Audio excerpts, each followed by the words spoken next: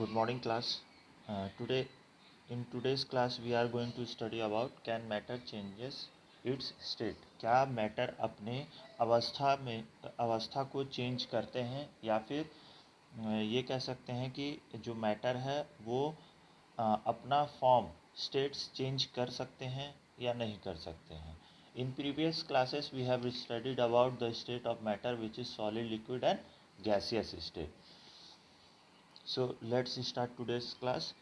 We all know that from the observation that water can exist in three states of matter, which is solid, liquid, and gas. In solid state, uh, example is ice, liquid is water, and gaseous is water vapor.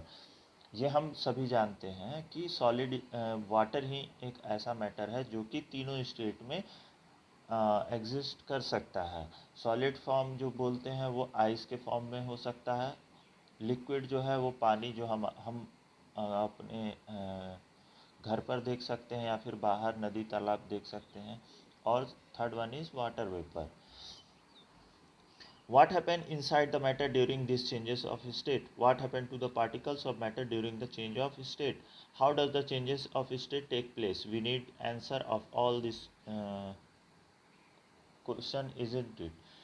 अब ये देखिए, ये एक यहाँ पर question पूछा है कि क्या होता है पार्टिकल्स के साथ, क्या होता है स्टेट के साथ, मैटर के साथ क्या होता है, पार्टिकल्स के साथ क्या होता है, ये चेंजेस कैसे होता है. तो इसके लिए एक एक्टिविटी यहाँ पर दिया हुआ है, एक्टिविटी 1.2. अब इसमें देखिए, इस एक्टिविटी में एक स्टैंड, आयरन स्टैंड लिया गया है जिसके ऊपर एक बर्नर रखा गया है और एक स्टैंड लगाया गया है और उस स्टैंड पे एक बीकर रखा गया है, ग्लास बीकर रखा गया है और उस ग्लास बीकर में आइस क्यूब्स डाले गए हैं. साथ ही साथ इसमें एक ग्लास रॉड डाला गया है उसे प्रॉपरली मिक्स करने के लिए और एक थर्मामीटर भी रखा गया है टेम्परेचर नोट डाउन करने के लिए. तो इसमें जब आइस क्यूब इस बीकर में जब आइस क्यूब डालते हैं तो टेम्परेचर नोट करते हैं तो इसमें टेम्परेचर कम ही मिलेगा आपको. फिर इसे क्या करते हैं, जब हम बर्नर फ्लेम करते हैं, बर्नर से जब हीट निकलती है तो आइस क्यूब्स क्या करते हैं, एनर्जी एब्जॉर्ब करते हैं और एनर्जी एब्जॉर्ब करते ही जो मैटर है उसका क्या होता है, काइनेटिक एनर्जी बढ़ जाता है जिसकी वजह से जो मॉलिक्यूल्स और जो पार्टिकल्स होते हैं वो ईजिली और बहुत ही फास्ट मूविंग हो जाते हैं. उनके बीच दो मॉलिक्यूल्स के बीच में, दो पार्टिकल्स के बीच में क्या होता है, जो इंटरमॉलिक्यूलर फोर्स जो हम कहते हैं वो कम हो जाती है और वो बहुत ही जल्दी मूव करते हैं, रैपिडली मूव करते हैं. In second figure we can see there is a stand. फिर से वही लिया गया है. अब देखिए, कंटिन्यूस हीटिंग के बाद क्या होता है, जो आइस होते हैं, आइस क्या होंगे, वो हीट एनर्जी एब्जॉर्ब करेंगे और there is a change of state. अब क्या होगा, आइस जो सॉलिड फॉर्म में था वो मेल्ट होकर लिक्विड फॉर्म में आ जाएगा, लिक्विड फॉर्म में आ जाएगा. और देखेंगे हम थर्मामीटर में ऑब्जर्व कर सकते हैं कि टेम्परेचर कुछ ऊपर चला गया होगा, यानी थर्मामीटर थोड़ा हाई टेम्परेचर हमें दिखाएगा. If we continue heating the matter, अगर हम लगातार उस मैटर को हीट करते रहें तो कुछ समय बाद हम पाएंगे कि टेम्परेचर, थर्मामीटर में देखेंगे कि टेम्परेचर और आगे बढ़ गया है, टेम्परेचर हाई हो रहा है और there is a again change in the state of matter. Matter के स्टेट में फिर से चेंजेस आएगा, यानी जो लिक्विड फॉर्म में है वो अब क्या होगा, गैसियस फॉर्म में यानी वाटर वेपर फॉर्म में हमें दिखेगा. In figure A, you can observe conversion of ice to water, and in figure B, you can observe the conversion of water to water vapor. Now coming to the book, start heating the beaker on a low temperature. Note the temperature when the ice start melting. Note the temperature when all the ice has been converted into water. Record your observation For this conversion of solid to liquid state, now put a glass rod in a beaker and heat while stirring till the water start boiling. Keep a careful eye on the thermometer reading till the, ये activity का step है और जिसका observation आपको observe करना है. On increasing the temperature of solid, kinetic energy of the particle increases. अब book के अकॉर्डिंग क्या बोल रहा है, जब हम सॉलिड का टेम्परेचर इंक्रीज करते हैं तो जो पार्टिकल्स प्रेजेंट रहते हैं मैटर के सॉलिड में, वो क्या होता है, हीट होता है, पार्टिकल्स हीट हो जाता है और उसकी काइनेटिक एनर्जी भी बढ़ जाती है. Due to increase in the kinetic energy, the particles start vibrating with a greater speed. अब जब वो जो पार्टिकल्स होते हैं उनकी जब काइनेटिक एनर्जी बढ़ जाती है तो वो क्या होते हैं, वाइब्रेट करने लगते हैं, वाइब्रेट स्टार्ट करते हैं करना. The energy supplied by the heat overcome the force of attraction between the particles. अब इस बढ़ी हुई काइनेटिक एनर्जी की वजह से जो इंटरमॉलिक्यूलर फोर्स होता है वो कम पड़ जाता है, यानी कि जो इंटरमॉलिक्यूलर फोर्स है वो कमज़ोर पड़ जाता है और जो काइनेटिक एनर्जी है वो ज़्यादा हो जाता है. The particles leave their fixed position and start moving more freely. अब क्या होता है, जब इंटरमॉलिक्यूलर फोर्स कम हो जाता है तो there is a low attraction between the particles. Low attraction की वजह से क्या होता है, पार्टिकल्स ईजिली मूव करने लगते हैं, फ्रीली मूव करने लगते हैं, यानी एक दूसरे से दूर जाने लगते हैं और वाइब्रेट करते हैं. अ stage is reach when the solid melt and is converted into liquid. अब क्या होता है, जब ईजिली मूव करने लगते हैं, तो जब ईजिली मूव करते हैं, आपने पढ़ा होगा कि लिक्विड स्टेट का एक प्रॉपर्टीज़ ये भी है कि in liquid particles are freely movable, freely move करते हैं, यानी कि अब एक अवस्था ऐसी आ जाती है कि सॉलिड अब इजीली मूव कर रहे हैं, यानी वो लिक्विड फॉर्म में आ गए हैं. The minimum temperature at which a solid melt to become a liquid at the atmospheric pressure is called its melting point. एक न्यूनतम तापमान जिस पर सॉलिड मेल्ट होकर लिक्विड फॉर्म में आ जाता है, अपने एटमॉस्फेरिक प्रेशर, जो नॉर्मल एटमॉस्फेरिक प्रेशर होता है उस पर, तो उसे क्या कहते हैं, मेल्टिंग पॉइंट बोलते हैं. Melting point of A solid is an indication of the strength of the force of attraction between its particle. अब मेल्टिंग पॉइंट वो सॉलिड का बताया, इंडिकेट करता है जिस पर फोर्स क्या है, फोर्स ऑफ अट्रैक्शन क्या होते हैं, फोर्स ऑफ अट्रैक्शन ज़्यादा होते हैं, और उसी जब हीट हम प्रोवाइड करते हैं तो पार्टिकल्स क्या होते हैं, एक दूसरे से अलग होने लगते हैं. The melting point of ice is 273.15 kelvin. Melting point बर्फ़ का, आइस का जो होता है वो होता है 273.15 kelvin. The process of melting, that is change of solid state into liquid state, is known as fusion. अब इसमें बोल रहा है पिघलने की प्रक्रिया जिसमें सॉलिड लिक्विड फॉर्म में बदल जाता है उसे फ्यूज़न प्रोसेस बोलते हैं. यानी जब आइस वाटर में कन्वर्ट होता है, इस प्रक्रिया को, यानी कि आइस मेल्ट होता है, पिघलता है और लिक्विड फॉर्म में चेंज होता है, इस प्रक्रिया को फ्यूज़न प्रोसेस बोलते हैं. When a solid melt its temperature remain the same, so where does the heat energy go. अब ये बड़ा क्वेश्चन आता है कि जब सॉलिड मेल्ट होते हैं तो जो टेम्परेचर दिया गया नीचे से, जैसे इस एक्सपेरिमेंट में हमने बात किया था कि बर्नर जलाएं, हीट प्रोवाइड किए तो काइनेटिक एनर्जी वो एब्जॉर्ब किया आइस, तो वो टेम्परेचर गया कहाँ,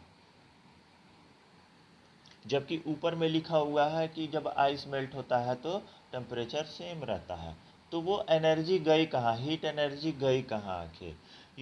you must have observed during the experiment of melting that the temperature of the system does not change after the melting point it reach. अब अभी मैंने बात किया कि जब आइस पिघल कर लिक्विड फॉर्म में होता है तो टेम्परेचर नहीं बढ़ता है, पर वो एनर्जी गई कहाँ? तो उसका आंसर नीचे में दिया हुआ है।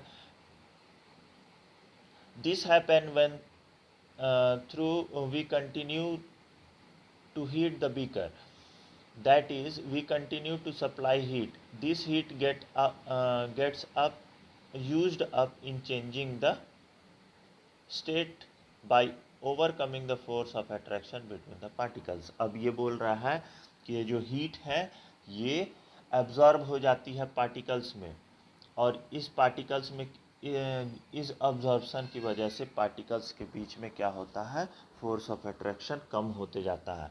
As this heat energy is absorb by the ice without showing any rise in the temperature.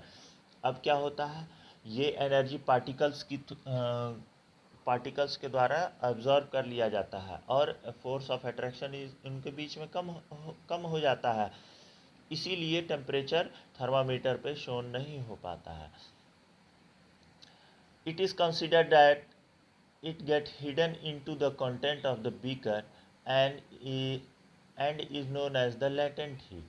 अब ये मान लिया गया है कि जो हीट प्रोवाइड हुआ है वो कुछ पार्टिकल्स एब्जॉर्ब करते हैं और कुछ बीकर भी तो गर्म होगा। जब हम हीट करेंगे, जब हम खाना बनाते हैं तो बर्तन भी तो गर्म होता है, तो हीट बर्तन द्वारा भी एब्जॉर्ब किया जाता है। तो इस केस में क्या हुआ, बीकर भी कुछ हीट एब्जॉर्ब किया, तो इसे हम क्या बोलते हैं, लेटेंट हीट बोलते हैं।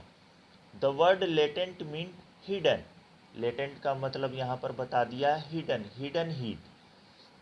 The amount of heat energy that is required to change 1 kg of solid into liquid at room atmospheric pressure at its melting point is known as latent heat of fusion.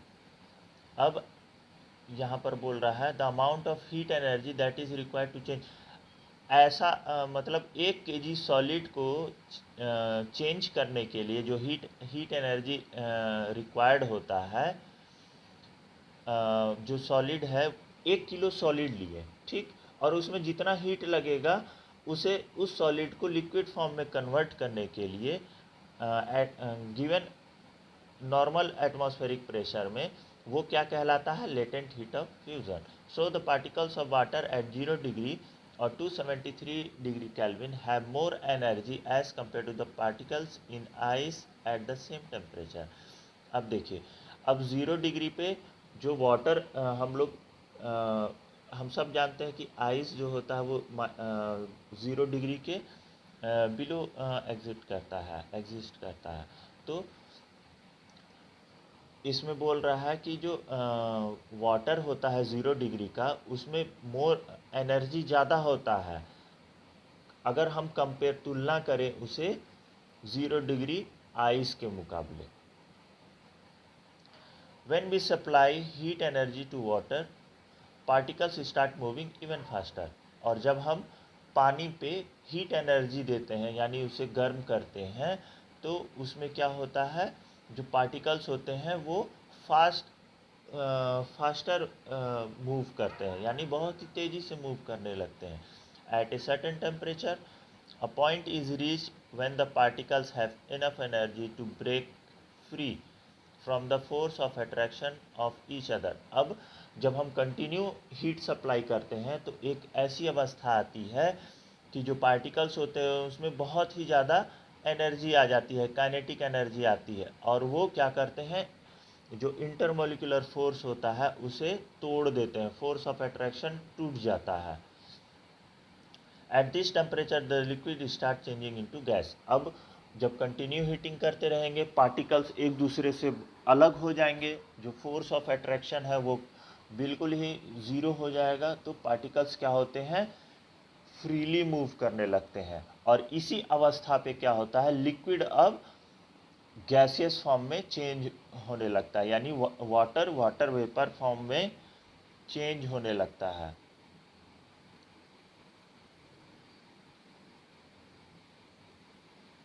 At this temperature, the liquid start changing into gases. The temperature at which a liquid start boiling at the atmospheric pressure is known as the boiling point. और फिर जब उसे और भी continue heating करने लगते हैं तो एक ऐसी अवस्था आती है जिस पर क्या होता है, जो लिक्विड होता है वो बॉईल होना स्टार्ट करता है, तो उसे हम बॉइलिंग पॉइंट कहते हैं। Boiling is a bulk phenomena. Boiling जो है ये थोक प्रोसेस है जिसमें पूरा लिक्विड बॉईल कर हम लोग करते हैं। कोई पर्टिकुलर सरफेस पे बॉइलिंग नहीं होते, पूरी लिक्विड बॉईल होती है। Particles from the bulk of the liquid gain enough energy to change into the vapour state. अब क्या होता है, जब पूरा लिक्विड बॉईल करने लगता है तो पूरे लिक्विड सरफेस से अब क्या होता है, अब पार्टिकल्स के बीच में फोर्स बिल्कुल कम हो जाते हैं और जिसकी वजह से फोर्स ऑफ अट्रैक्शन कम हुआ, जिसकी वजह से अब वो अपना स्टेट चेंज करेंगे, यानी लिक्विड टू अब गैसियस फॉर्म में चेंज करेंगे। For water this temperature is 373 kelvin, that is 100 degree Celsius. हम नॉर्मली भाषा में बोलते हैं तो कहते हैं 100 डिग्री सेल्सियस पर पानी बॉईल होता है, यानी कि 0 डिग्री यानी 273 degree Kelvin plus 100 degree is equal to 373 Kelvin. अब कुछ क्वेश्चन पूछा है, can we define the latent heat of vaporisation, do it in the same way as we define the latent heat of fusion। अब इसमें आता है latent heat of vaporisation क्या होता है, क्या हम इसे भी लेटेंट हीट ऑफ फ्यूजन की तरह डिफाइन कर सकते हैं। Particle in steam that is water vapour at 373 Kelvin और 100 degree Celsius have more energy than water at the same temperature. अब इसमें बोल रहा है कि जो पानी जिसे हम बॉईल किए हैं, जो कि अपना स्टेट चेंज कर रहा है, उसमें ज़्यादा एनर्जी होता है as compare to the water, normal water. This is because particle in steam have absorbed extra energy in the form of latent heat of vaporisation. अब ये किस वजह से है, क्योंकि ये क्यों एनर्जी ज़्यादा होता है, दोनों वाटर है, दोनों सेम टेम्परेचर पे है, पर एनर्जी किसकी ज़्यादा होगी, एनर्जी उसकी ज़्यादा होगी जो कि हीट एब्जॉर्ब किया हुआ है ज़्यादा। तो ये किस वजह से है, due to latent heat of vaporisation. अब यहाँ पर दिया हुआ है solid state, which is when we heat solid state it convert into liquid state, and if we continue heating the liquid state it will change into gaseous state, and this gaseous state again when we start cooling it, this gaseous state cool down and changes to liquid state, and if we continue cooling the liquid state it again comes to the solid state। अब इसे reversible process बोलते हैं। देखिए ऊपर से arrow गया है, heat किए तो सॉलिड से लिक्विड हुआ, लिक्विड से गैस फॉर्म में हुआ, पर अगर हम इससे हीट निकाल लें यानी कूल कर दें तो ये गैसेस से लिक्विड, लिक्विड से सॉलिड अगेन पहुंच जाएगा, तो इसे बोलते हैं रिवर्सेबल प्रोसेस, यानी इसे हम पुनः प्राप्त कर सकते हैं। So we refer that the state of matter can be changed into another state by changing the temperature। अब इस डायग्राम से हमें पता चल सकता है कि अगर हम हीट दें तो स्टेट चेंज हो सकता है, अगर हीट हम वापस ले लें यानी कूल डाउन कर दें तो फिर से हम स्टेट चेंजेस ऑब्जर्व कर सकते हैं। We have learn that the subject around us change state from solid to liquid and from liquid to gas on applying application of heat। अब हम यहाँ पर देख चुके हैं कि सॉलिड से लिक्विड स्टेट चेंज हो सकता है, अगर हम हीट उसे दें, लिक्विड से गैसियस फॉर्म में हो सकता है, चेंज हो सकता है।